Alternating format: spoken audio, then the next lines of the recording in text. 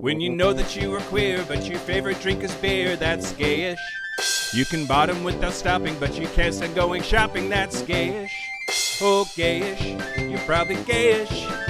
Well, life's just too short for narrow stereotypes, so it's gayish. We're also gayish. It's Gayish with Mike and Kyle. Hello, everyone in the podcast universe. This is Gayish, the podcast that holds these truths to be slut evident. that all men are not created equal. No, Sniffies will remind you that if you don't already know. I'm Mike Johnson. I'm Kyle Getz. We're here to bridge the gap between sexuality and actuality. And today, fuck my life. Oh my god. No, I give up. I don't get. Oh yeah, that's right. I give up. You don't have to give up because you already lost. What? Quit while you're behind. Yeah. I won for the year. Yeah. Now the rest is just me gonna be showing off. Oh my god. I won this. We'll talk more about it later. I won the poll. That's fine. Yep. You won. Yep. Lucky bitch. Or knowledge, insight, skill, cunning, no, I poise, glamour. I still call shenanigans. I really think that there were shenanigans involved. That's the only way that I could sleep at night is by assuming that you cheated. I am Donald Trump. Hello, I'm Donald Trump. Ever since you said that, now I've been like, did they somehow collude behind our backs? I don't know how they would have done that. I certainly didn't tell them whose choices were. Didn't tell them whose choices were whose. Allegedly. Well, I don't know that you didn't tell them to make me win, make me feel good. Maybe you're like, he needs a win. I'm so mad. Okay. We're going to talk about that later. We're going to talk about Heartbreak. We're going to talk about Heartbreak, which is not just the name of a hotel. Okay. Sure. But first. What? This is when we do updates. I have a bigger update that I'm going to give you because we talked on the lesbian bar episode about whether the word lesbian is dying off. Oh, yeah. Whether people are using lesbian less and less. That has been a thing I've heard before. And it's just always one of those things that people have said that feels like it is true. I also said it was anecdotally true for me. You did, yes. Say it is anecdotally true for you. So I investigated to figure out what I could see. So that's what I wanted to update you on. A Kyle-vestigation. Yes, this is an exclusive Kyle-vestigation. So I started with a 2023 study called What We Lose When We Don't Say Gay, Generational Shifts in Sexual Identity and Gender. They studied youth age 13 to 26 and staff members age 25, mostly age 25 to 30, but some were older, at LGBTQ plus organizations in New York and New Jersey. They evaluated their use of monosexual labels, which I have not heard that word. So being attracted to only one gender as part of your sexual identity, which would be gay or lesbian, and non-monosexual labels, which would be like bisexual or queer, where you might be attracted to multiple genders. Why monosexual instead of that's why. Monogender. Because the word is homosexual. Monogendered. Anyway, okay, go ahead. Yeah. Because we call them, when people came up with the terms for these, they were not as savvy about sex and gender, kind of use them interchangeably. Great. Anyway, what they found by evaluating monosexual and non-monosexual labels is that a greater proportion of youth compared with staff use non-monosexual labels. Even among staff, younger staff members were more likely to identify as non-monosexual labels, further highlighting this generational shift. See, so it's the kids, Kyle. It is true that younger people are more likely to use non-monosexual labels like bi, but in the study, they say that the term lesbian was not used by any of the participants. What? So there were no lesbian participants to contribute to this study. Wow, it's a lesbian ghost town. It is a little bit of a lesbian ghost town in there. There's no lesbian in there either. So I found a study that identifies the level of importance of various labels across age groups. Not the actual number of people that identify as that, but the level of importance to people of that label. Yeah. Like the word lesbian is important to me, and I'm not a lesbian. Yeah, great. Yeah. Great. They did achieved that by doing something statistical that I don't understand. Okay. And couldn't. Okay. It has something to do with something called the corpus growth approach. So someone knows what that means and is excited about that. Sometimes my corpus grows. Like that. This is a 2022 paper called Evolving Label Usage Within Generation Z when Self-Describing Sexual Orientation. So what they studied, they looked at the rate of change of importance of an identity. Okay. And a negative rate of change means it decreases in importance as you go younger. A positive rate of change means it increased in importance as you get younger. People don't get younger. I don't like the phraseology there. As you get younger, as you study younger people, as you look at younger people. Yeah. Mike, you got to go with me on some of this or this is going to take forever. I'm with you. You got to just roll with it. Okay, go ahead. For lesbian, the rate of change was 0. Lesbian is neither increasing or decreasing in importance. It is just as important as it's ever been. Great. Okay. By age. Okay. So that didn't help because that's like, okay, lesbian continues to be an important word for people. They think it's an important word, but are they using it? Yeah. Okay. So I found a 2021 Gallup poll that had some data. They say that Gallup's pre-2022 polling they didn't break out LGBT Americans separately as different identities. So we don't know the breakout. We know like LGBT people before that, but we don't know the breakout of each of LGBT and other. Mm-hmm. So what we do know is the percentage of each generation that identifies as LGBT or other. So we can look at a current snapshot in time and say, do older or younger people use this label, and what percentage of them are identify as that label? Sure. The numbers, I'm about to tell you some numbers. They go in order from oldest to youngest. So they start with traditionalists. This is the going to be the percentage of people who identify as lesbian. Okay. And the numbers are traditionalists, then baby boomers, then Gen X, then millennials, then Gen Z. So from oldest to youngest, it goes from 0.1% identify as lesbian to 0.7, 0.8, 1.3, and then 2% for Gen Z. What? So the numbers went from traditionalists was 0.1 all the way up to Gen Z was 2%. So it actually increased in the percentage of people that identified as that label. So many lesbians. Lots of lesbians. Why didn't they show up for the study?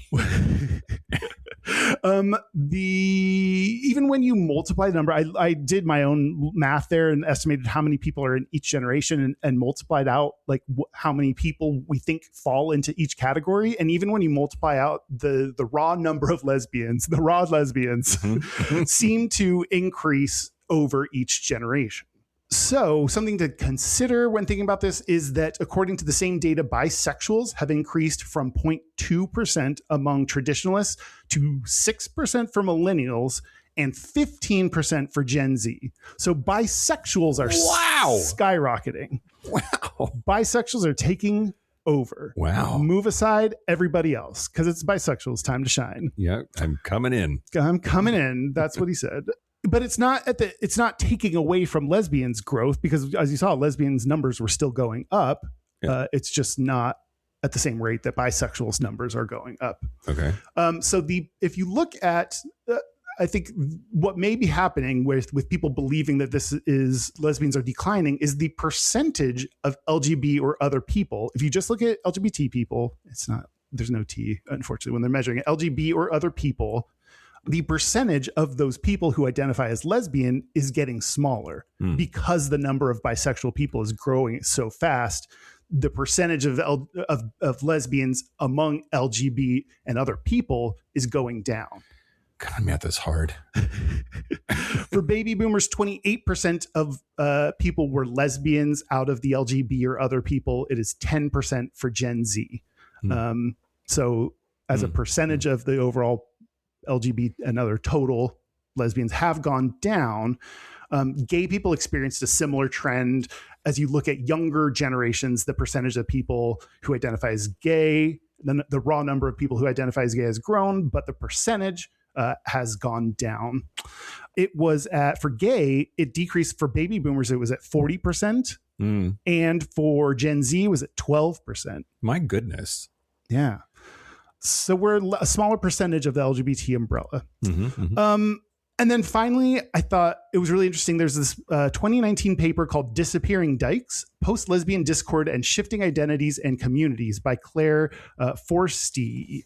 And she said, quote, the concept that lesbian identities and communities are disappearing, in decline, or inadequate has persisted since 1960s. So we've been... I tried to find an example of someone talking about this in a paper or a news article or anything in the 1960s, and I couldn't. So the earliest I could find was in 1994, a paper called The Queer Disappearance of Lesbians by Sheila Jeffries appeared in Women's Studies International Forum. And in it, she says, as the very first line, quote, the appearance of queer theory and queer studies threatens to mean the disappearance of lesbians. So that's more in the academic realm, but there is in the 90s at a minimum discussion about the importance of the lesbian label and is that disappearing as a result of other identities. I mean, Ellen, when she came out, she did say, I'm gay. She didn't say I'm a lesbian. She did say I'm gay. So yeah, I think that the idea that lesbians are disappearing is not true. I don't think that's the case. I think we feel like it is true because as a percentage, we know more bi people. Yeah. And so we just assume that bi people are taking over from lesbians and they're not. Huh. Interesting. Yeah. Interesting. Thanks. That's what I spent a few nights doing this past week. It also explains why the queer people, the rate of pie consumption has gone down so precipitously. That was the last. Sorry, one more study. It's the rate of pie consumption among bi people. I forget they like or don't like pie. They don't eat pie. They don't eat pie. Don't you do it if you're bisexual. Okay, that's my update. Great, thanks, Kyle. Yeah, no problem. Now the news. Shut your mouth hole. It's time for your ear holes. News. News the first, Kyle. So LGBTQ plus people in Niger. Ooh, risky word. Niger? I don't know. That place are reportedly being arrested under a new penal code criminalizing same-sex relations, with HIV services warning the crackdown is forcing people into hiding and cutting access to condoms, testing, and PrEP. Cutting access to condoms, like this. Well, we know that's going to make it worse, but I don't know. Yeah, there's also a weird cultural thing there happening of like, well, why do you need condoms if you're not doing it in the butt? Anyway, there's a witch hunt. Then the word witch hunt keeps getting used, reported to be underway. Dozens of people reportedly arrested for homosexuality since the law change. The Guardian reported that up to 40 people have been arrested and 16 men, including high-ranking military officials, are reported to have been imprisoned across the country. Meanwhile, Reuters reports that a judicial source confirmed at least 16 people have been arrested. Wow. Niger's penal code, enacted in February, makes indecent or unnatural acts and sexual relations with a person of the same sex punishable by up to 10 years imprisonment or up to 20 years, as seen in a document seen by Reuters, and a fine of between 10 and 100 million francs. That's like 13,000 pounds or 130,000 pounds, which is that's like $250,000. Damn, that's a lot of your life and a lot of money, and that would be real shitty to have it all wasted just because you're gay. Yeah. Yep. Niger was also one of only 8 countries that voted against the UN political declaration on HIV/AIDS, which was adopted by 149 votes. But yeah, just like, be careful if you're there. Don't go there. Everything's bad and you should feel bad today. Everything's bad and you should feel bad today, Kyle. News the second? Yeah. Everything's bad and you should feel bad today. Oh, what? The country of Turkey. Okay. Turkish authorities have blocked access to the port because a cruise was a gay cruise. Wow. But they wanted to come party and give you money. There was an Atlantis cruise that was on a 10-day Athens to Venice itinerary, was scheduled to depart Greece on Sunday and stop in Kusadasi? Sure. Kusadasi, someplace in Turkey. Something with coochie. 2 days later before continuing on to Istanbul. And instead, the Virgin Voyages ship Scarlet Lady will now stop in Cairo, Egypt, because that's better, and Crete, Greece, Atlantis said. Okay. How did they know that it was a gay cruise? Because you're not like, is it just, wow, I see so many shirtless men out there and they all appear to be doing each other. Like, how do you know? Here's how I think they knew, Kyle. Here's how I think they knew. The boat for Friday, scheduled to perform on the cruise, was Broadway legend Patti LuPone. What? Did they miss out on Patti because of this? No, she still did the show. Oh, okay. But yeah, local authorities in Turkey said they had canceled the event because the ship had been chartered by groups, quote, known for behaviors incompatible with the fabric of our society and our moral values. Yeah, your fabric is ruined. That's something that only a gay could take care of. There are 1,900 passengers, the CEO of Atlantis Events told the network. There were travelers from the United States. About 1,100 of them were from the United States. And there were also travelers from the UK, Canada, Australia, and elsewhere. And he said, quote, "It's very concerning to me when a country decides they can pick and choose which tourists are allowed in and which are not. It is the first time in the company's 36-year history that Atlantis cruises have been actively told we may, quote, actively told we may not berth here because of who we are. Atlantis informed the passengers on Thursday that the Turkey stops had been removed due to circumstances beyond our control after Turkish authorities canceled the port calls. And quote, "This is not a political organization. We're not there for anything except to spend money, have a good time, take tours, and be incredibly respectful to every culture we visit." Patti LuPone said, quote, "I'm shocked." The Atlantis cruise I'm performing on next week has been banned from entering Turkey. A magnificent ship full of gay men and me denied entry to Turkey simply because of who was on board. I'm furious, but I am sailing as the ship will make other ports of call. Gay men and me, the two groups of people I care most about. It's me, Patti LuPone. I don't have an accent for her. I don't know how to do her voice. So wild. I'm glad that they pivoted and found other places to land. And this just goes to show that my choice not to go to Turkey is absolutely valid and correct. I keep not going to Turkey and I stand by it. Oh, gosh. News the last, Kyle. Yeah. The Daughters of the American Revolution have officially rejected a proposed ban on trans women from joining. Rejected a ban, so that's good. It's good. Okay, yeah. Great. The long-awaited vote came after years of pressure within the Daughters of the American Revolution, a nonprofit historical preservation and education society created in 1890. It is composed of women with direct ancestry to soldiers in the American Revolutionary War. Which side? Well, that was before the Revolutionary War. Okay, got it. The British. There are no British people allowed. Only British members of this.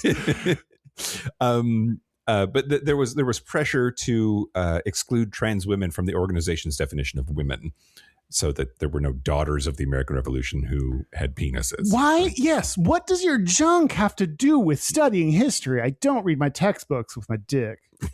I do, but that's a totally different story. I read my textbooks with my dick out. Quote, some have asked if this means a trans woman can join Daughters of the American Revolution, or if this means that Daughters of the American Revolution chapters have previously welcomed trans women. Pamela Rouse Wright, president of the DAR, wrote in a newsletter on the bylaws. Quote, the answer to both questions is yes. Oh, that's not what I expected. Okay, so there's already some trans people in there that's like, yo, hey, we're here. You can stay. Fuck off. Yeah. Yeah. And then, of course, right-wing media outlets picked it up and they were totally fine with it. Yep, everything was fine.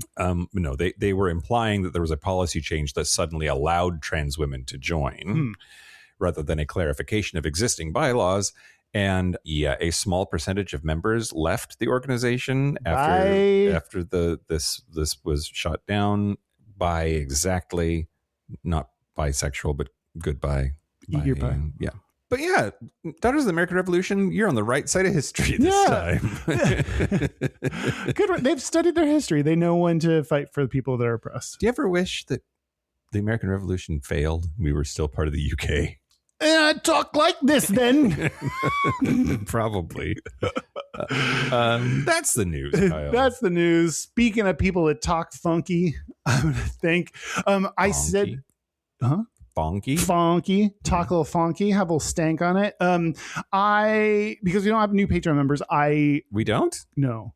Boo. I went back. I said I was going to do this. I grabbed the earliest. Happy birthday, America. Happy birthday, indeed. It's been a week since her birthday. She's hungover still. I grabbed the earliest Patreon members who joined that are still members. And I'm going to start going through the list and thanking them. Okay, great. So I want to thank you again. Thank you again. 8 years later. These people joined back in 2018. Great. And I want to thank Cian and Javi. Oh, hey. I want to thank Jerome York. Yeah. And I want to thank Diesel Wolf. Yeah. So thank you to everyone who's getting another round of shout outs. Yeah. If you want to have your name said on an episode, the worst of all the benefits that I don't know why I started with. That's not a great benefit. If you want your name said on an episode now and 8 years from now, potentially in the future, if you want to get bonus content, bonus episodes, ad-free episodes a day early, if you want to use Mike's hole, use it. Then go to patreon.com/gayest podcast. Do it. Do you want to talk about Heartbreak? No. I almost said the wrong thing.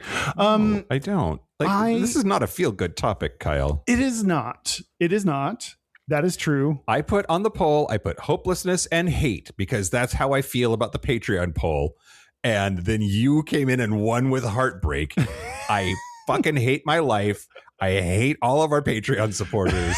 I hate all words that start with H. Just fuck my life. Yeah. Wow. You didn't win one. You almost had to work harder to not win once. Right. Then I 7 times in a row, Kyle. I've lost 7 times in a row. I don't get how that happened. Every month of 2026. It's personal. It was probably personal back in March, and I just didn't realize it. And now it's for sure personal. Yeah, that's insane. Mm-hmm. Do you feel like a winner? You know what? I haven't taken a moment to just appreciate me and like really reflect on it. So now I am. You that was a 7-peat, Kyle. Yeah, I think let's have a moment for me. Yeah, great. Does that mean shut the fuck up? Yeah. Oh, sorry. This is the moment. Okay, I don't want to be that quiet for that long. Okay, I have the poll results for the Gap Bridger poll. Yeah. Heartbreak was at 50%, so Assholes. I got half the vote. Hopelessness was at 29%, and hate was at 21%. Yeah. The tiebreaker was almost identical to that. Sebi, in the comments for the tiebreaker episode poll post, said, quote, hate is the armor, heartbreak is the wound, and hopelessness is the silence that follows. Wow, that was deep. I know, that was beautiful. In my hole. And we had to ruin it with dicks. Yeah, so I won and I'm amazing. That's what I need you to know. Okay. Yeah. This means we didn't really iron out what this means. You owe me a bottle of, I think, vodka? Yeah. Okay. Whatever flavor you want, Kyle. Ooh, I'm going to pick one that doesn't exist. Okay. And then I'll make it. And then you'll have to make it. Yeah. Can you make flavored vodka? You Sure. Just Legally, I don't know. Oh, okay. Yeah. Well, I think you just get regular vodka and put shit in it. that's true. It's just vodka with a bunch of shit in it. Have fun. Okay. Anyway, we're going to talk about some personal heartbreak first. What do you want to get into your personal heartbreak? No. Yeah. This is a big topic to jump right into, the personal side. I really only had my heart broken once, Kyle. Yeah. Yeah. By my ex husband. It was awful. Yeah. You haven't had your heart broken any other time? Not like that. Goddamn, no, not like that. And what's weird is we were doing the show at the time. So that's, if you want a real feel good episode, you can go back and listen to the one on gay divorce. Or I think we even did one on breakups. Oh, did we? I couldn't tell you. Yeah. And why does anybody listen, Kyle? Season 1 was really fucking terrible. Yeah, because I think we were drinking more. Yeah. A little more freewheeling, I think. That makes sense. Yeah. That makes sense. Yeah. I don't know. And it sucks. It really sucks. It's like all consuming. You can't think of it about anything else. Like, it doesn't feel like it's ever going to get better. It's a horrific shitstorm, painful bullshit. Hate it. Yeah. How long did you feel that way? Like that level? I mean, you'll always feel it to some degree, I'm sure. But like, how long did you feel? Were you in that like horrible, this is the worst kind of space? Yeah, like all of 2018. That's so fair. A year. Yeah. A year. Yeah. Yeah. And like everything else, you only realize that you're better when you forget to not be bad. Yeah. And then you look backwards at it and you're like, oh, Yeah. I guess I'm better now. I just didn't realize it. Because there's no like light switch moment where you're like, nope, I'm good now. Yeah. Yeah. Go. Yeah. But how about you, Kyle? It's interesting because I've had like maybe 3 big relationships in my, like, the biggest ones that I've had. And my very first guy that I fell in love with was the guy that I was sleeping with in college that I was roommates with. And that ended horribly, but like, because you weren't gay? He wasn't gay. Yeah. Yeah. Okay. I came out to him and it was the weirdest moment to tell someone who I've like jizzed in his mouth to be like, I'm gay with tears in my eyes. Like, no fucking shit. Or you like, really? Oh, goodness. Yeah. But yeah, that was rough because he treated me like shit after that. And because he didn't know you were gay until you said it. No, it wasn't. That was an unrelated thing that I mentioned about me coming out to him. That was not related to why he we stopped. Like we were kind of dating, what you would call dating, but we didn't call it that because neither of us were out. So it wasn't that, but it was tough. He went for months without speaking to me, even though we lived together. Which would be really uncomfortable when he'd have friends over and the friends would be like, talk to me, but he didn't talk to me, but they would talk to both of us. God, it really fucking sucked. And then sounds awkward as fuck. Yeah, it's real awkward. And then the other times are people that I broke up with, which for some reason makes you think that you'd be then in the driver's seat of your emotions a little bit more, but it was still like, it was because of things they had done to me both times. And the first like big relationship, like the real relationship that I was in that we broke up, I mean, you're talking about you were married and it lasted a year. Like mine lasted a year at least. And I've heard, and there's no science to this, I don't think, but I've heard that like half the duration of the relationship is how long it should take you to get over said relationship. So if you're with somebody for 5 years, it should take 2.5 years to get over it.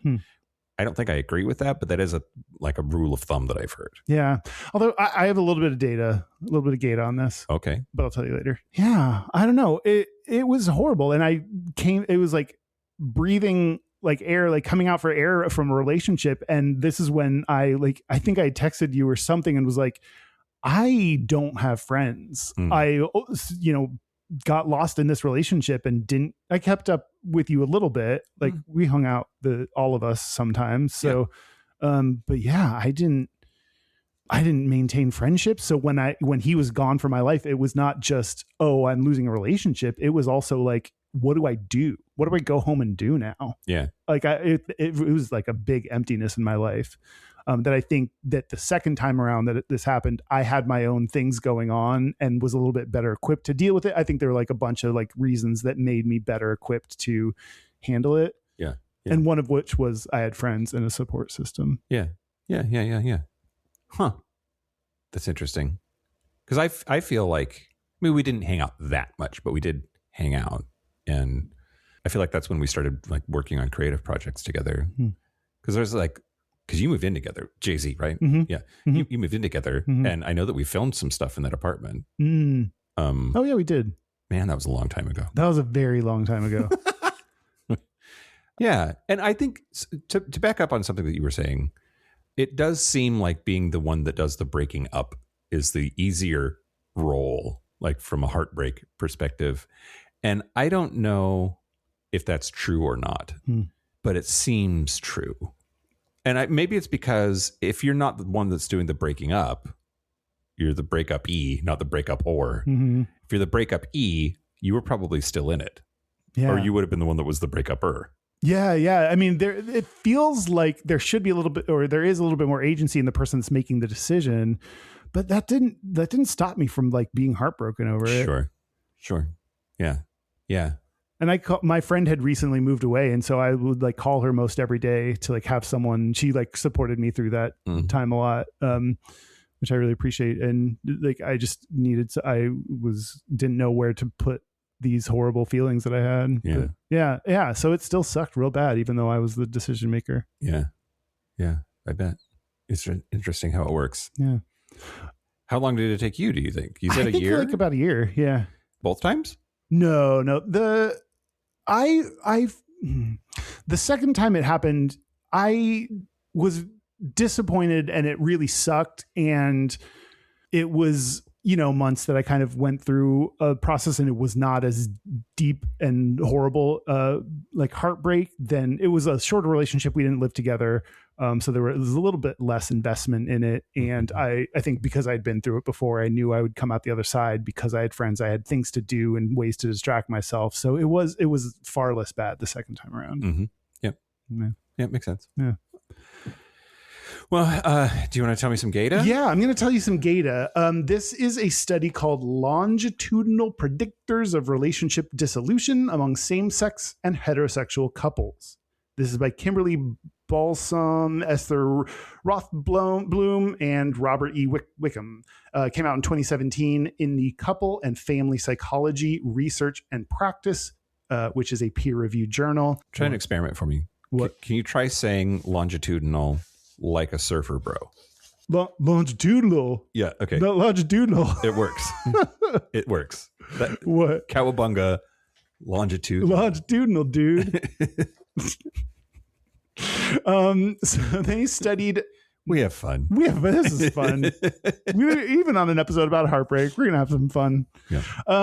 They studied male-female couples, male-male couples, and female-female couples at 3 different intervals from 2000 to 2001, which is called time 1, from 2005, which is called time 2, and 2013 to 2014, which is called time 3. Okay.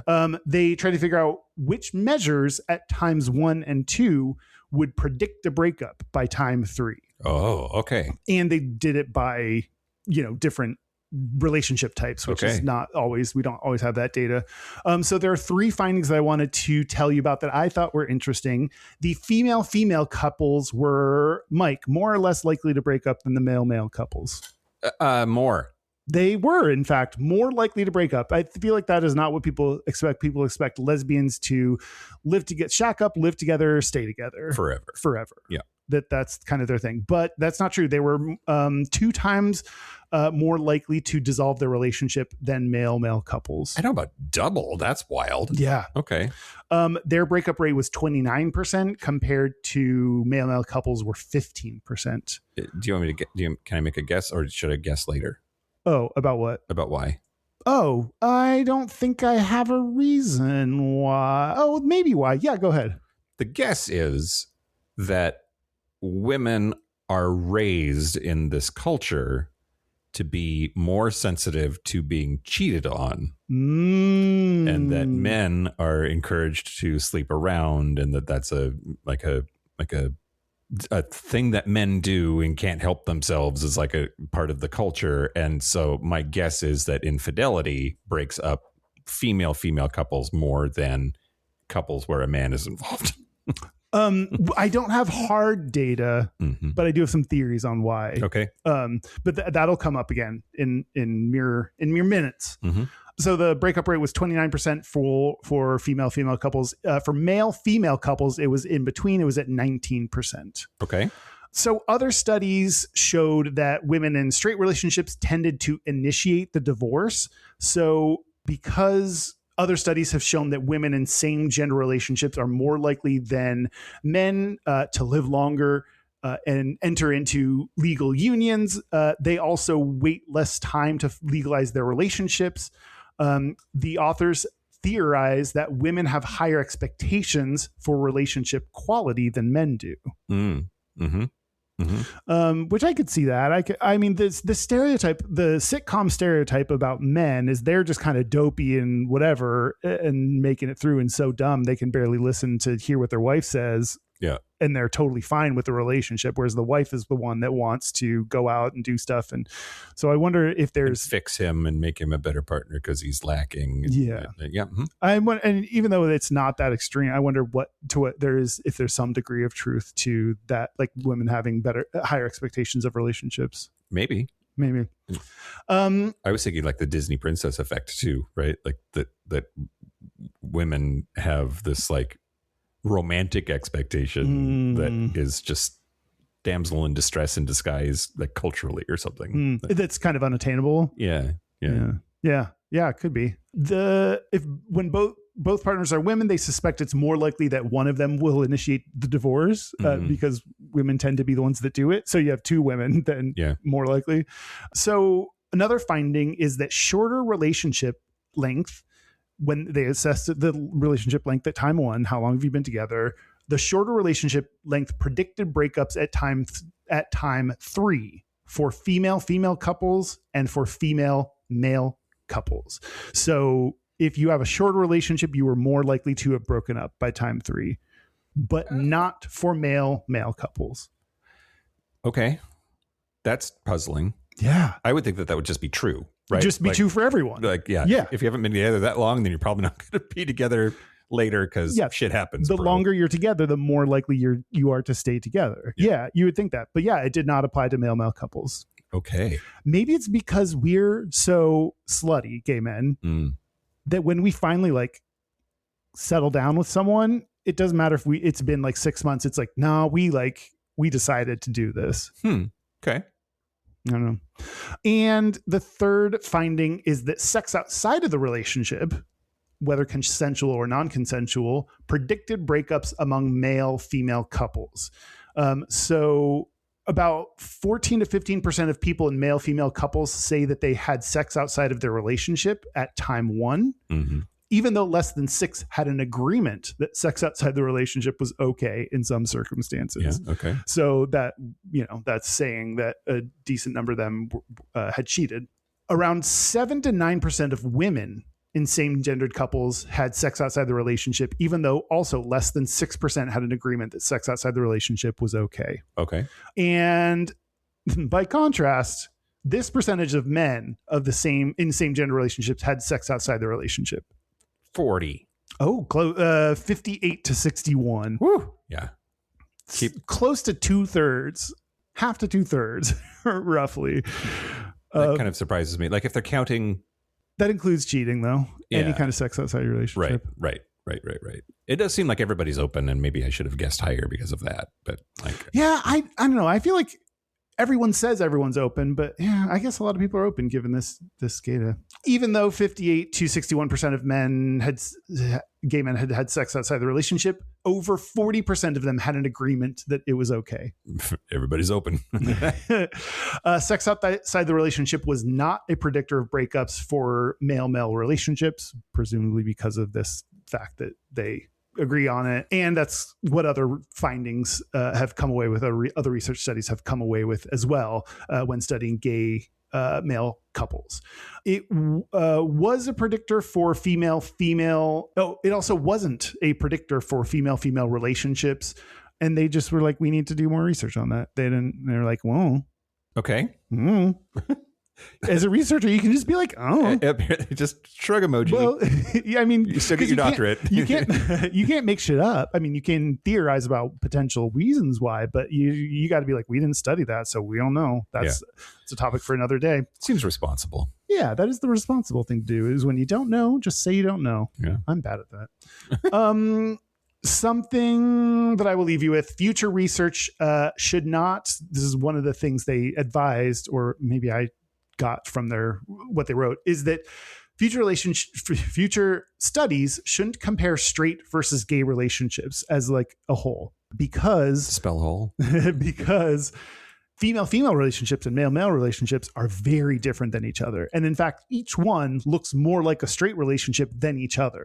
Okay, so yeah, you should, if you're trying to study these, separate out lesbian and gay men's relationships into their own categories so you can study them independently. Yeah, that makes sense. That makes sense. Like if you matched them all together, then like it wouldn't be that different than straight people. But it would average out, maybe. Yeah. That's the gayta. Well, thanks, Kyle. Yeah, no problem. I'm going to talk about the history of heartbreak. Okay. Yeah. Okay. So, when do you think is the earliest example? I hate this. Of heartbreak and somebody literally dying of a broken heart. Oh, dying of a broken heart? That's the Victorians. They died of shit all the time.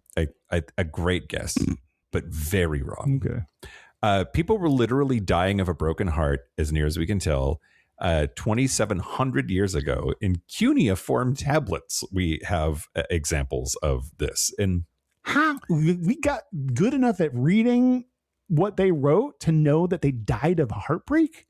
A 7th century BC Mesopotamian letter to the Assyrian king describes a man who is, quote, dying of a broken heart. Are you sure he didn't have like a case of syphilis or something? I mean, could have been some other thing going on for sure. But yeah, so like, but the heart as the seat of feeling and having like that thing that pumps your blood be where your emotions come from is a very, very old idea that humans have been using. As like when writing starts, that's when we start seeing it. That's not true. Writing was older than that, but whatever. Anyway, the oldest "Here's exactly how heartbreak feels in my body" poem is Sappho of Lesbos. Fucking lesbians, man, invented the idea of heartbreak feeling horrible. It's around the 6th century BC. Sappho's fragment 31 catalogs the physical symptoms of desire watching a woman she loves. Her tongue snaps, fire runs under her skin, sweat pours, she trembles and goes, quote, paler than dried grass. Scholars have called this the birth of the poem of personal vulnerability, and that the whole romantic tradition of the lovesick body and having all of these issues when you're broken up with, but all of that came from this poem, and that it's a woman over a woman, which is pretty cool. Yeah. The phrase "to break someone's heart" is older than the noun heartbreak by about 170 years. To break someone's heart as a verb is around 1400, and the noun of heartbreak shows up in the 1570s. And now the song "Unbreak My Heart" is about 30 years old. Right. Yeah, exactly right. Is that Tony Braxton? That is Tony Braxton. Do you know who wrote it? Tony Braxton's friend, Schmorgel. Diane Warren. Not Schmorgel? No, not Schmorgel. Oh, shit. No, Schmorgel. Sorry, Schmorgel. You get your dues on another Schmorgel song. wrote some other hits, but not that one. And yeah, okay. So it turns out that grief can physically stun the muscles of your heart. It is a real diagnosis. It's called takotsubo cardiomyopathy, which is also known as broken heart syndrome. It is a sudden, usually temporary weakening of the heart's main pumping chamber triggered by acute emotional or physical stress, a death in the family, a breakup, a bad accident, extreme fear. But patients go to the ER looking exactly like they're having a heart attack, but with no, like their arteries aren't clogged or anything. The heart is just fucking up, not because of anything physically wrong with it. Now I have a new fear of something that's going to happen if I get into a relationship, is that I could die after it. You might, yeah. Like whenever I get, like sometimes I get weird feelings and I'm like, oh, am I dying right now? Like I'm going to be like, oh no, I'm dying of a heartbreak. Yeah. God. Well, it's called the takotsubo because that it's named after a Japanese octopus trap. Okay. The octopus trap is a jar with a round bulging bottom and a narrow neck that fishermen use to catch octopus. And when you're having broken heart syndrome, the bottom of the left ventricle of your heart balloons out while the neck stays pinched, so it looks like the thing that they catch octopus with. That's why that's the name of this thing. That's that happens. A weird. Someone knew about this and was looking at that. Is like, hey, that's the thing I catch octopus with. Yeah. Like, what a crazy combo, right? I didn't know there were so many cardiologists that catch octopus. Also, I love that Japanese for octopus is taco. What? Yeah. Taco in Japanese is octopus. No. Yeah. Wow, just blowing my mind and then run away. If this allays your fears at all, Kyle, it is most common among postmenopausal women. Around 90% of the cases of takotsubo occur in postmenopausal women. That's ideal because I have not gone through menopause yet. So, well, I'm premenopausal. Yep. You're in your 40s now. So, wow, shit, it's coming. Those heat flashes. But apparently, the drop in estrogen after menopause leaves the heart more vulnerable to a flood of stress hormones. Oh. It can actually kill you. Most people recover fully within weeks or 2 months or so. Within 2 months? Yep. Jesus, that's a long time. It can trigger life-threatening arrhythmias and heart failure, and in some rare cases, death. Reported death rates run roughly 1 to 5%, depending on the study and which population was studied. But someone can literally die of a broken heart. Oh. And it's because of adrenaline. So there are stress hormones like cortisol and adrenaline. There is a massive surge of catecholamines, which are adrenaline, noradrenaline, that temporarily stun the heart muscle cells and makes the heart like freak the fuck out and in some cases stop. This is like those stories when you're like, you know, an old man died today and his wife died 4 days later. I bet it's because of this other thing. Alanis lyrics. So the widowhood effect, that's what you're describing, which is where losing a spouse measurably raises your own risk of dying, is a thing. Like, and heartbreak appears to be the cause. There was a 2012 study that found widowhood is linked to about a 22% higher risk of death versus married peers, and risk spikes hardest in the first 3 months of bereavement. A 2023 study in Denmark of 1 million people over 65 found younger widowed men were up to 70% more likely to die within a year of losing their spouse. 70% more likely. Jesus, watch out, men of Denmark. Well, or just don't get married. Oh, well, I'm doing real good at that so far. You don't have to worry about dying when your spouse dies. Now, the one thing about heartbreak, though, I think is worth looking at historically and being real sad about is gay people have always existed throughout history. We know this, and they weren't allowed to grieve the death of their partners in a way that straight people were allowed to.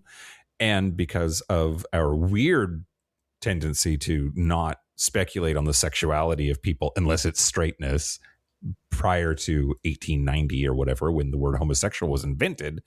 But yeah, like this whole, like they were just roommates thing. But then like we can see the impact that heartbreak had on some of these people that lends credence to, yeah, they were in love. It wasn't just roommates or real good friends, right? Yeah. So a Boston marriage was the name, like slang for a long-term live-in partnership between two financially independent women. It was common in late 1800s New England, and Victorians typically would wave those off as just romantic friendship or whatever, because they assumed that women had no real sexual desire.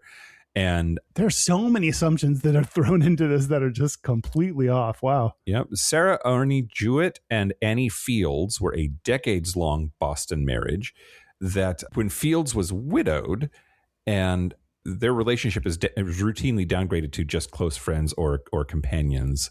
And in the writing, you can see her writing changes dramatically and is it's just clearly heartbreak and not that they were just real good friends.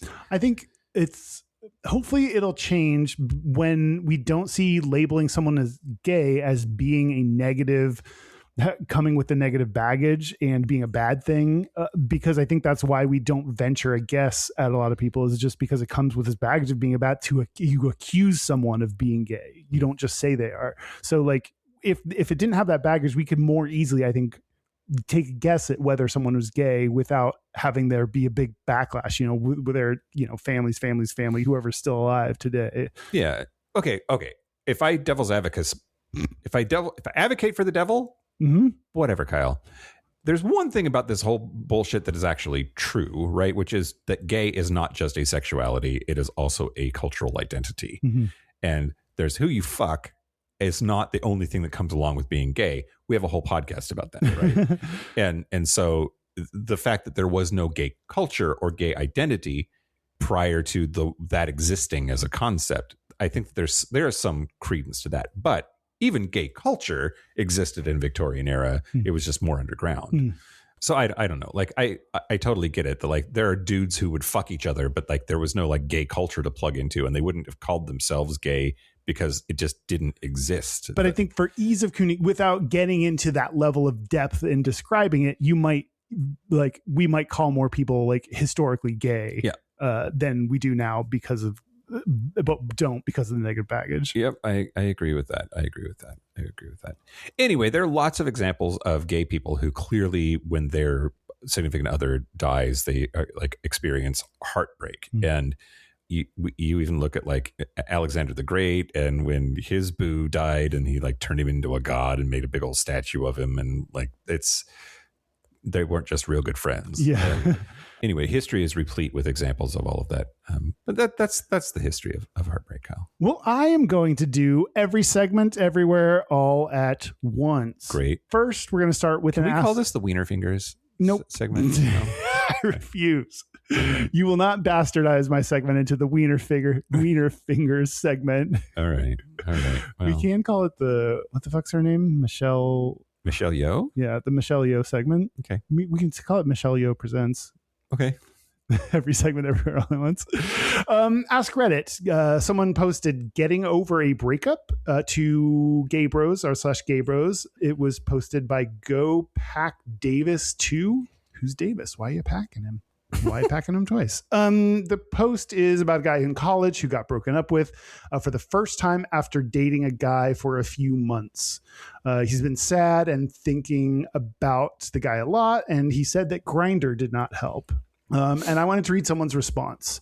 Quote, time is the best and only way I know how to get over a breakup. And oh boy, have I had a lot of breakups. Therapy helps a lot as well, as does ice cream. Best friends, especially when drunk. Dumb decisions, crying, lots of it. Wandering around the house in your pajamas for over 30 minutes trying to find something to do without actually wanting to do anything. And unplanned trips, books, and eventually listening to that one I'm done being sad about this breakup and now I'm going to get over it song. For me, it's the king of wishful thinking. Oh, it's a great song. Yeah. I thought that was great advice. Yeah. I really liked that. Yeah. I mean, it's going to take however long it's going to take. Yeah. Like, so, yeah. Speaking of how long it takes, I have some gayta that was from a 2026 study called The Long-Term Stability of Effective Bonds After Romantic Separation. Do attachments simply fade away? Which we need to work on let's get our titles down a little bit more succinct, I feel like. Yeah. I always read like 2 lines of a sentence. Are you paid by the word? Charles Dickens. They published a peer review in a peer-reviewed journal that the half-life for getting over someone is 4.18 years. Wow. Yeah. Wow. Regardless of how long you were with them? I didn't dig into it that much because this is not that time to do that. I do like kind of the concept of a half-life, though, to like getting over somebody. Like that wound is a thing that like never quite always goes away. It just has to get small enough that it stops eating you alive. Yeah. Wow, that's beautiful. Or something. Yeah, I agree. There's a weird but an interesting way to categorize it, but yeah. So people also ask, this is where I look at the questions that Google suggests and look at their answers to see how good it is. Why is it hard for gay men to find love? Why do you think that is, Michael? Michael, I don't know why I called you that. Anal? In what way? Expand on that. Speak to that. They like it's thinking too much about the sex part. Do you think that's true? I do. Yeah. And in relationships, you might have less sex. Is that where you're going with it? Yeah.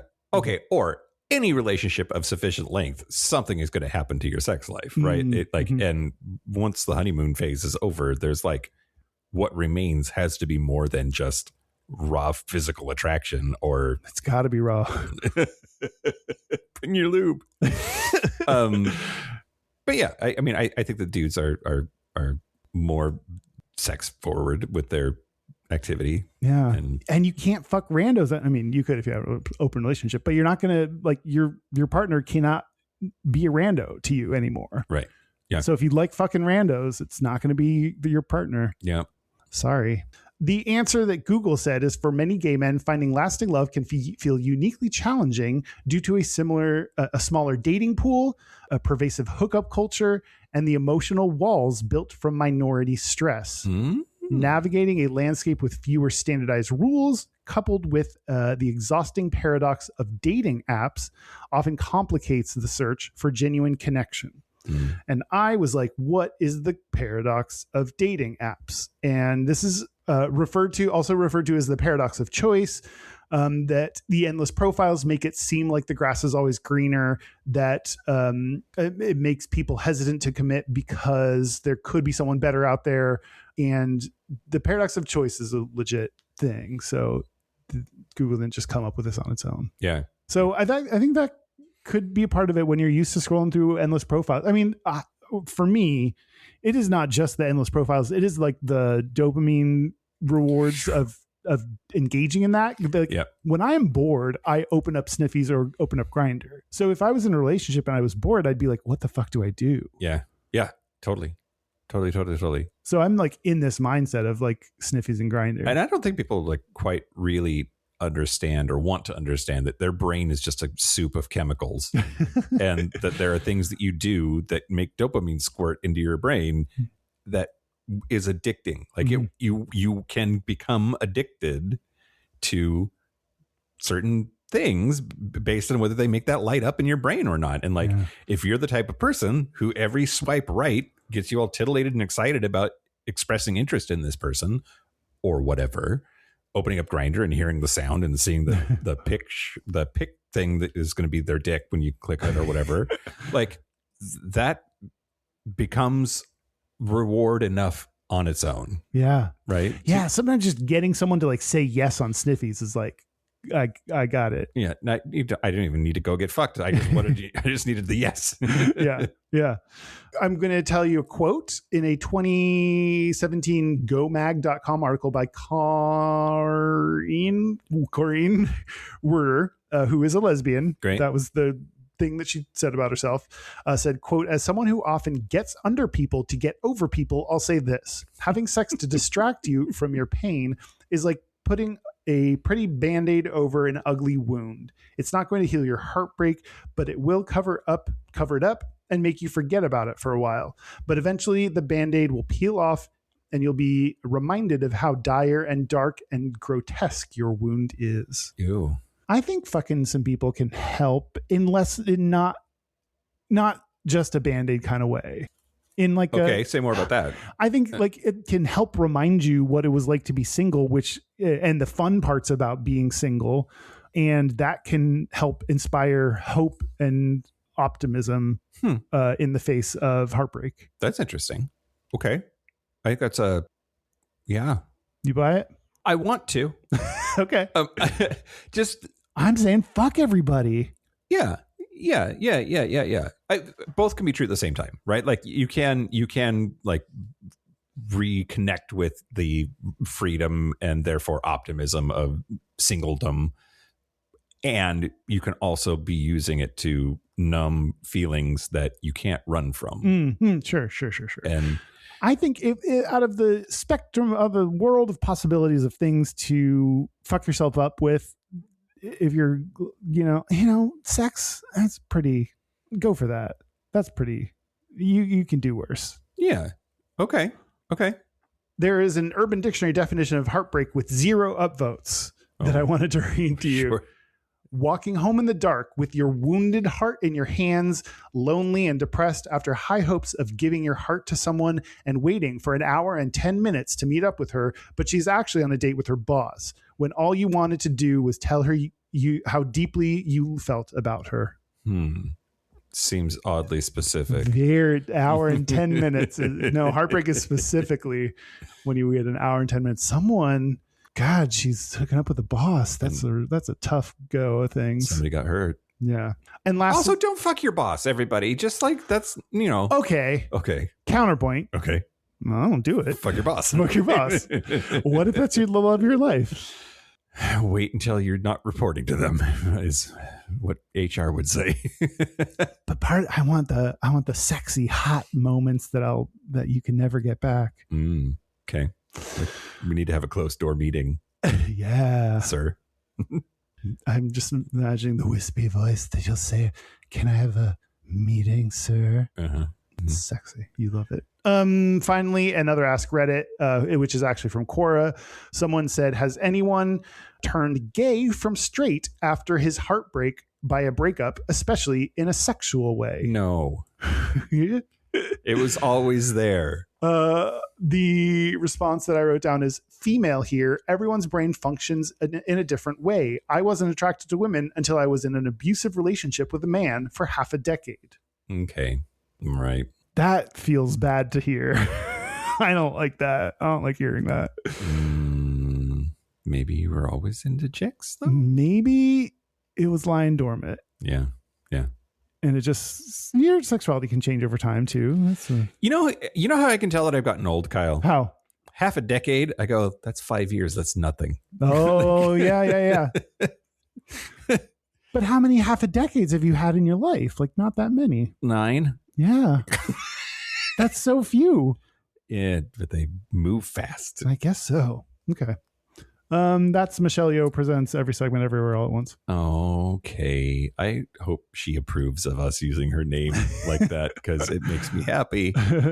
Okay, well, I'm gonna talk to you about some legal stuff, Kyle. Okay. And there's this concept in law called the heartbalm torts. And it's 4 old common law lawsuits for romantic injury specifically.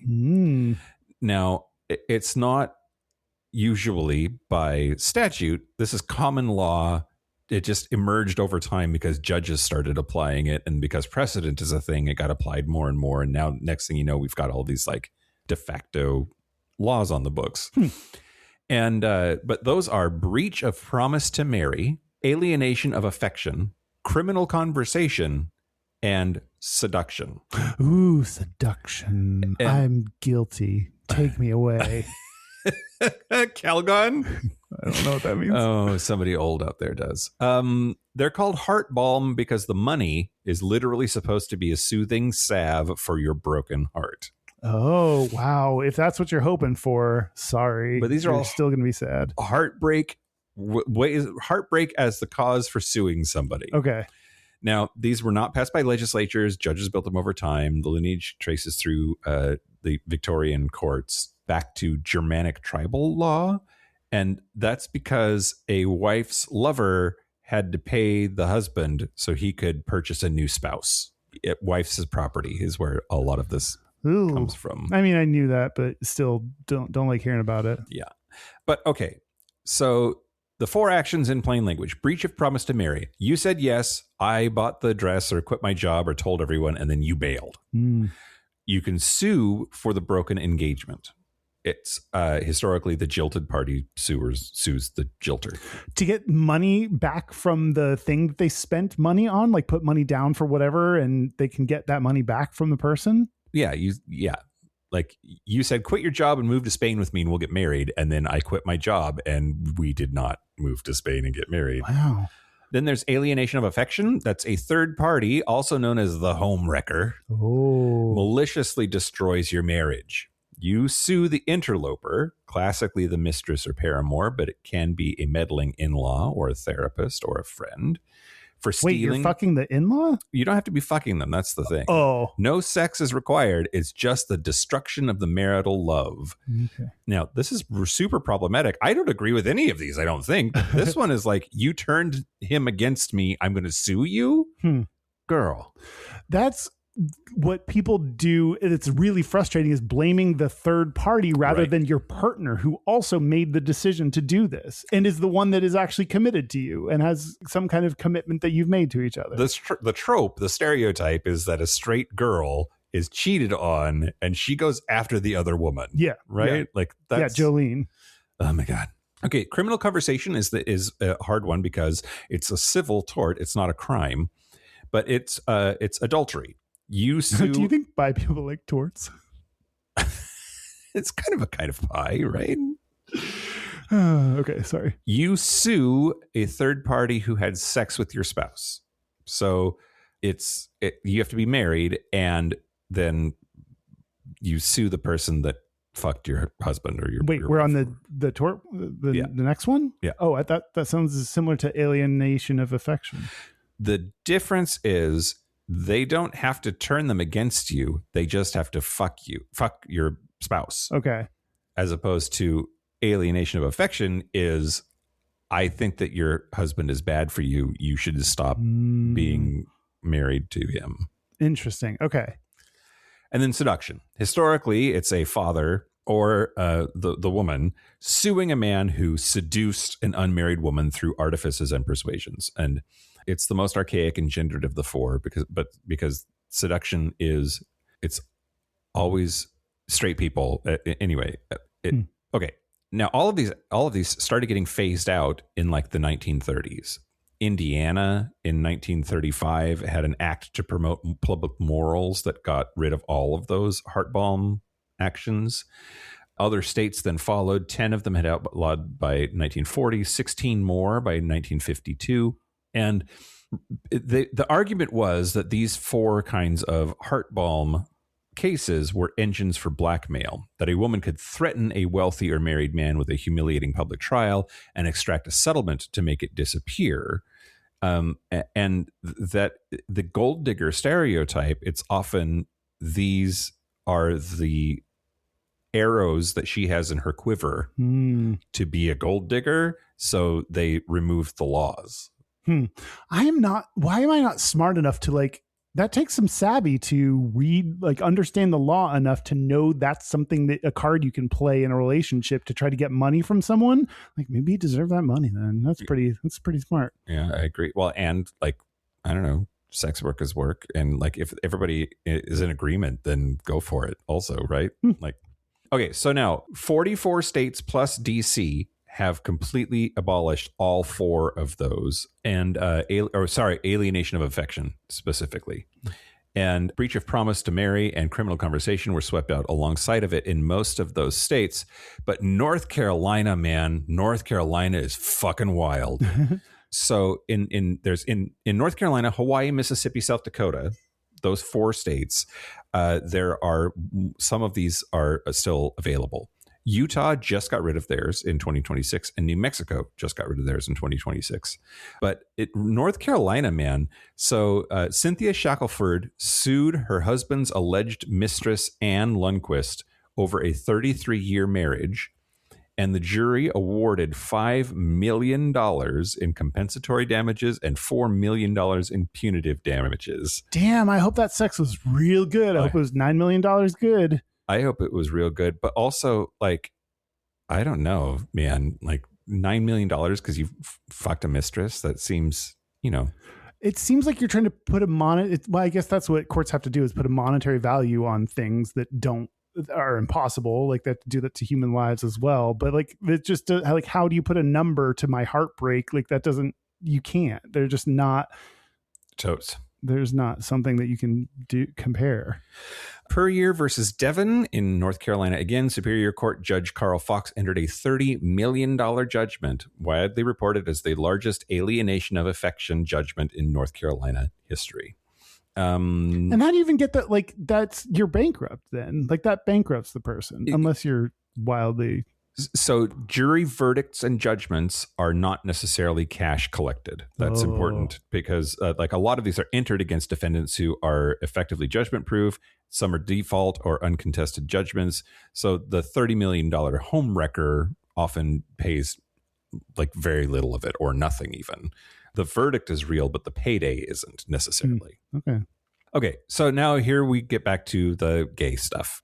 What's interesting is all of these could apply to same-sex marriages in the places where they are still used, and they aren't or haven't been. A gay man in North Carolina whose husband is stolen by a homewrecker can, on paper, sue that homewrecker for millions of dollars, apparently, because of this weird like setup in the law, but it hasn't happened yet.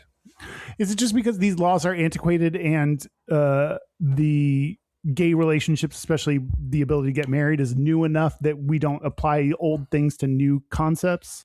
Well, just maybe we're the dum-dums that don't look up the law, like you were talking about before. Like you'd have to know that was the law to know that was the thing that you could do, and maybe like gays don't think that way or pay attention that way or something. I don't know.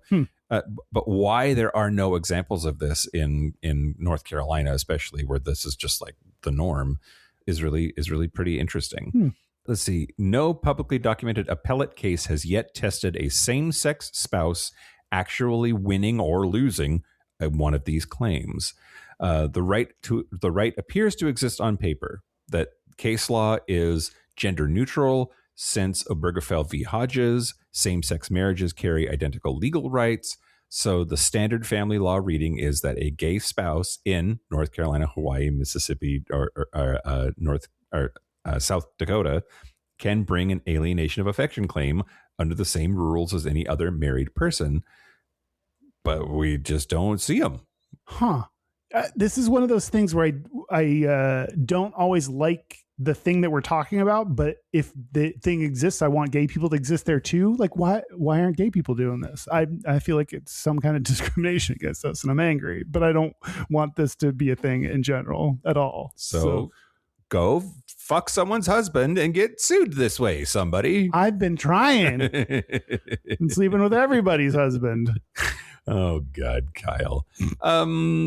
All right. You said you have tips? Yeah. On how to break your heart? I'm going to give you tips on how to get over a breakup. Oh, get over. A 2024 article.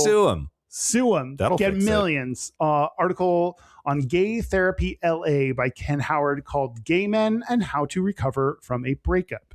It goes through 21 actions to recover from a breakup, and we are not going to do 21. Great. But I will do the ones that I thought were interesting to bring up in the making sense of what it happened. Making sense of what it happened. That's what I wrote down. Did they fuck up or did I? And it doesn't matter. ¿Por qué no los dos? Probably.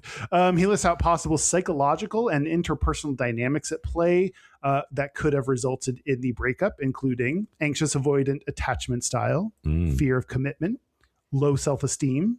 He's not attracted to you emotionally, socially, and or sexually. Maybe he's autistic. People on the autism spectrum and relationships when they feel overwhelmed. They also listed a lot of other psychological potential reasons like narcissistic personality disorder, depression, antisocial personality disorder, ADD, OCD, and said, quote, some reasons that are more superficial. He thought the sex was boring, or he judged you as not as ambitious enough or not successful enough, aka rich for him. These reasons can sound maddeningly shallow, but also happen, sometimes more often than the deeper dynamics above. Yeah. Okay. I think this is a real fucked up piece of advice to give people. Okay. I think to go down the list of all the potential things that could have caused the end of a relationship, it's clear that if you don't know why the end was caused, you're looking at this trying to pick out what the reason was. I don't think that's very healthy. Okay.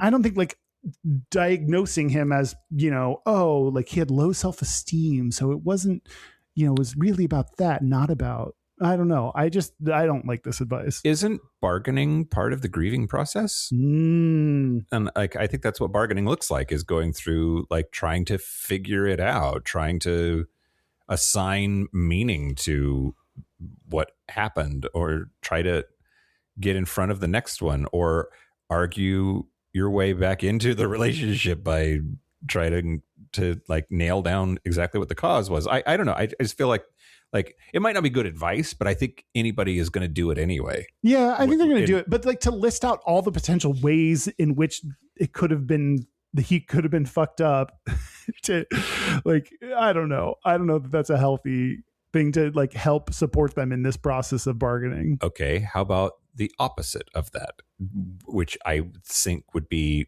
ask yourself if you're the problem.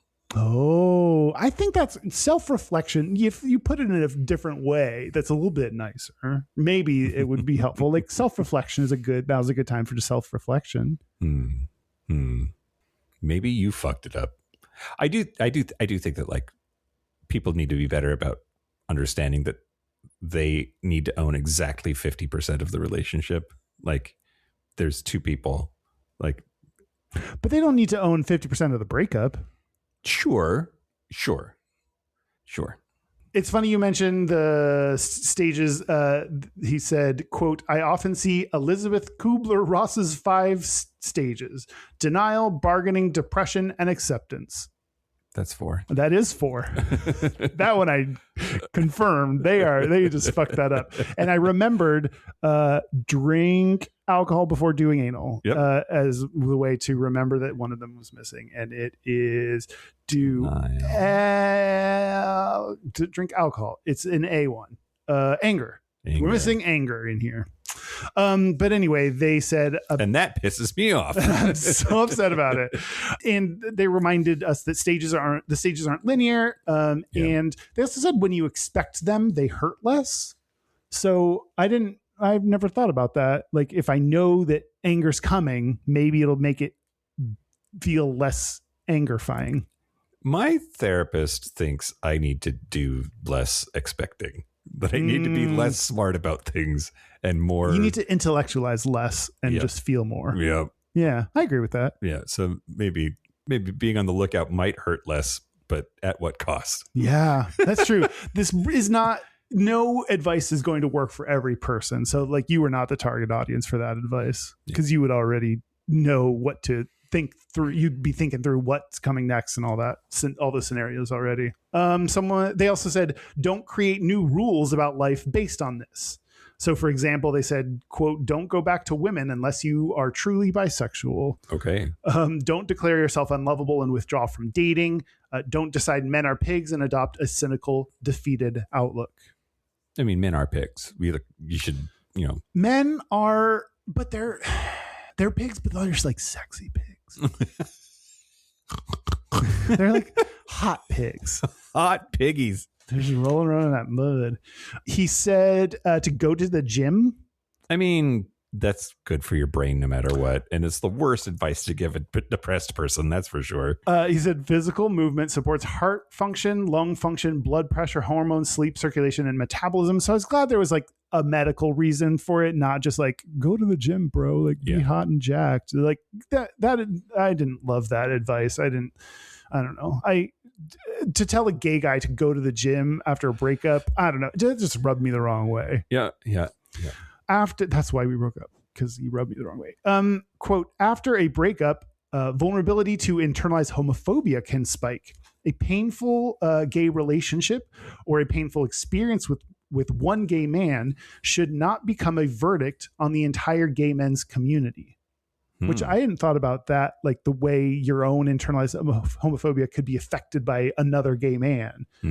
So that's an interesting thing to be on the lookout for. They advise that you engage with the gay community in a way that feels good, like joining meetup groups or volunteering or mentoring someone, like engage to remind yourself that there are examples of gay people that are not shitty like your ex is. Yeah. They gave the advice, divide up the friends, and said, quote, who gets the friends? Which people were his friends and may fade from your life? Yeah. I mean, that's also going to happen anyway. That's not a tip as much as it is an inevitability. Yeah, you got to be fighting tooth and nail for them friends. Yeah, I don't know about that either. You got to get in there quick. You got to get there early. Don't you so think you can plant your flag and claim them? Don't you think it's already clear? Sometimes they're our friends. Yeah. And that's where it's difficult. I think those fade away. Just let the joint ones fade away. Yeah, that's fair. I let the entire relationship and the person fade away from I just don't go no contact. Be thoughtful about social media. He says, quote, resist the impulse to block him everywhere as punishment. If he broke up with you, he likely isn't obsessed with your social media.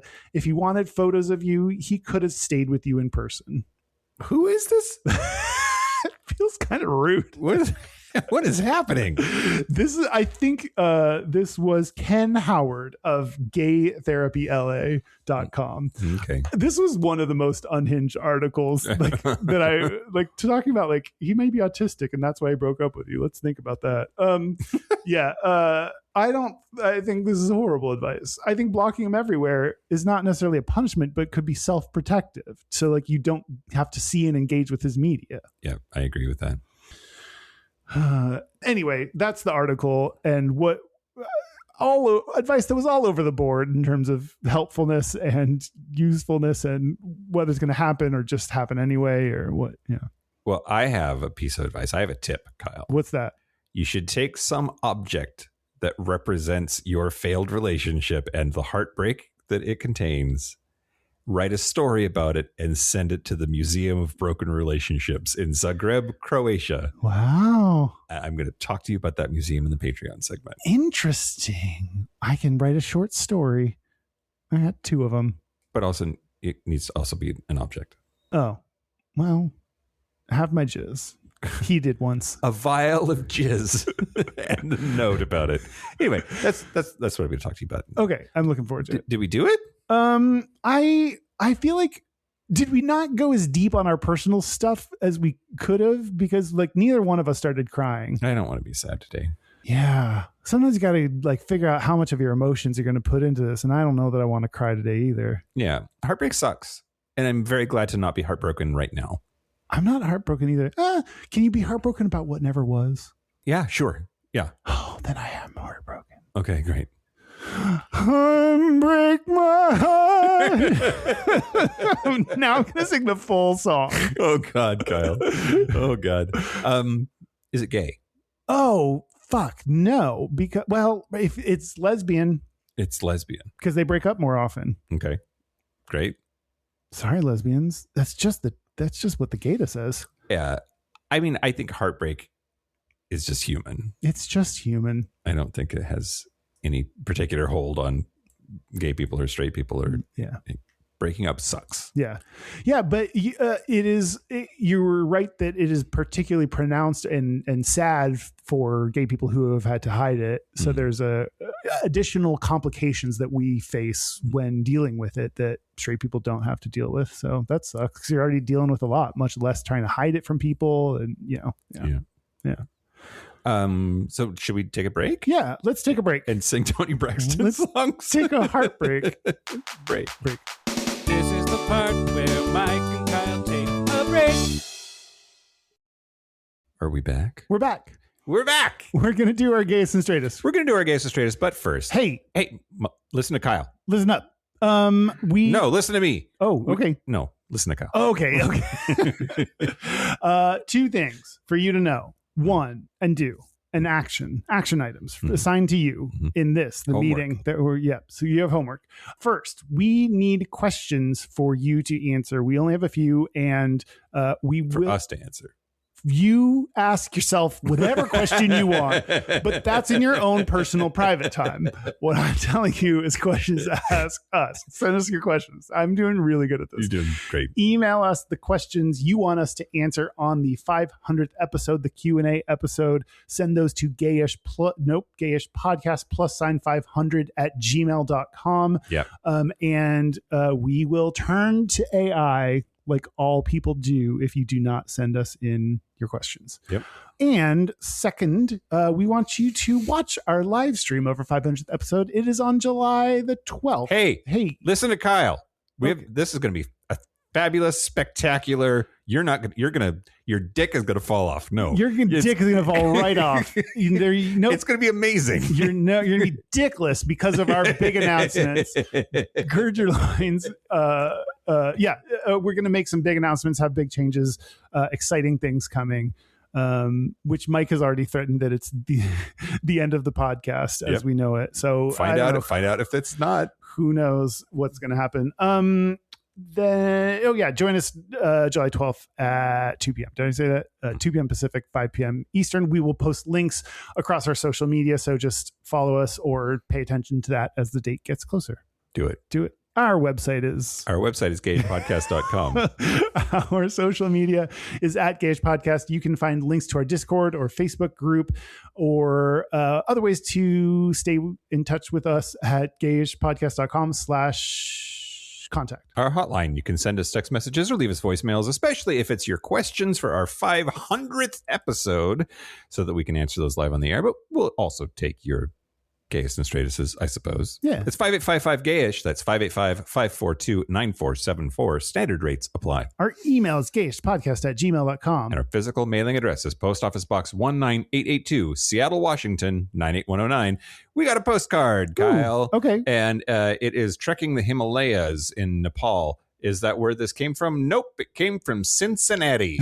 But we're going to... Maybe they came back from Nepal and then Maybe. mailed it. No, it's from REI. But it's a Gayest and Straightest that somebody sent in on a postcard, so we'll get to that in a little bit. Okay. Do you want to go? I'll go. Okay. The gayest thing about me this week is a boyfriend and I took our precious baby girl, Zucchini, our Great Dane puppy, to the emergency vet because she was having problems with her lady business. Yeah. But I realized while we were sitting there, both of us were hitting on the vet. He was so hot and he was so kind and he was so nice to our Zucchini girl. And then we were like, he was hot, right? Yeah. Like, yeah. we were co-flirting with the vet. Oh, did you bring him home? Nope. Oh, He did very pointedly say that he has a partner. So I took that as all the better. him saying, you are barking up the right tree, but I'm not available. Fair. But the straightest thing that I did this week was I jizzed at Home Depot because I went to their 4th of July sale and I got 2 drills and 2 batteries and a charger, all Milwaukee brand, good high-end shit for $180, Kyle. Oh. Just believe me. Okay. No, I believe you. I just don't know what a reasonable price for that would be. So I'm not the good target audience for I this. think just the batteries for that shit can be that much sometimes. Wow. Yeah. I'm so happy for you. Thanks, Kyle. Yeah, no I problem. appreciate your feigned... You're my genuine enthusiasm. How about you? My gayest is I went on a date kind of with a guy who I think this was my fault. He's in an open relationship. Okay. And that's not your fault. That's He- definitely on them. I think he told me that already and I forgot. Okay. So I don't know why we were going to get drinks, like what the purpose of that was, because he's not in an open relationship where he's dating other people. So Just fucking? yeah, Okay. I don't. Was it cheating then or breaking the rules to No.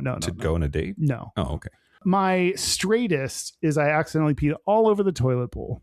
Oh, It's a straight dude thing to do. that's a straight dude thing to do. A little bonus is that I think my pee kind of smelled like meat. Oh, are your kidneys okay? Probably not. Okay. Great. Can you fuck the life out of your kidneys? I mean, I think if you try hard enough, Yeah. you can fuck just about anything. Okay. Great. We have a listener's Gayest and Straightest from this postcard from Cincinnati. There is no name on it, so we can't say thank you other than just to say thank you. Straightest, whooping and hollering about the USA World Cup game. Oh, something I am not interested in. Yeah, me neither. Although we did watch a game. Oh, you did? And when we beat Bosnia. The gayest, drinking wine throughout the whole game just because I can't use the hot guy I texted in my USA scarf as a gayest. LOL. Yeah. I mean, you can. You could. That's a twofer. That's a twofer. Wearing a Team USA scarf and sexting somebody. Yeah. I love it. Yeah. Thank you for the postcard. Thank you for the postcard. That was really sweet. Send us your postcards if you want from REI. Another reminder, if you haven't been reminded enough times already, again, please go to gayishpodcast.com/cruise and register for the cruise. That's February 7th through 14th of 2027. We're going to Mexico out of LA. It's going to be fun. It's with Derek and Romaine. And please do that. Yeah. And also buy our book. We have a book called You're Probably Gayish. It's available wherever fine books are sold. It breaks down one gay stereotype in every chapter, and read it to decide if you like my chapters or Mike's chapters better. I mean, let's be fair. It's also sold at some places that just sell kind of okay books. And then join us for the live stream it's coming up in just a couple of days. Sunday is our 500th episode. Sunday at 2 p.m. Pacific. We will send the links out on all of the places. Come join us. Would you? Yeah. We already did this. On the Patreon thing.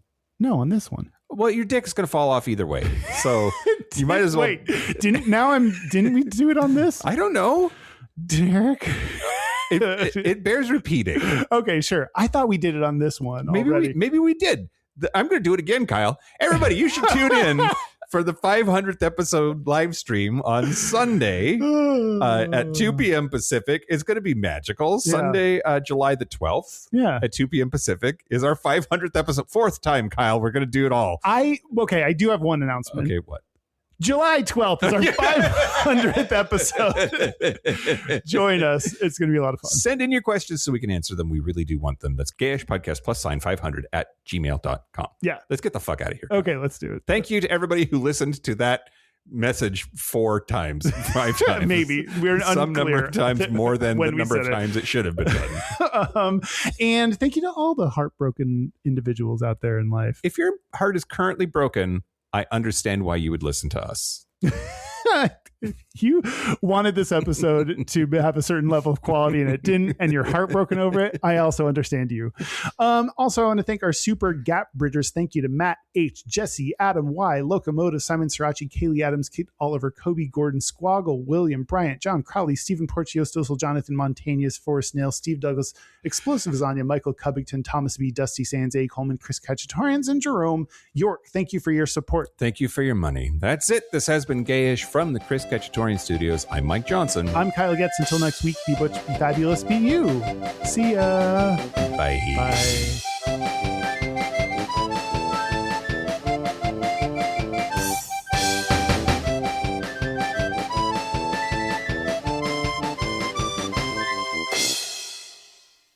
Oh, okay.